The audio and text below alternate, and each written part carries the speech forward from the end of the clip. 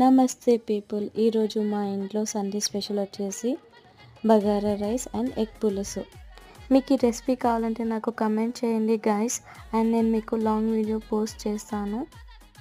Bagara rice ఇంకా egg పులుసు combination చాలా బాగుంటుంది, టేస్ట్ కూడా బాగుంటుంది. And please do subscribe to my channel. Thank you and love you all.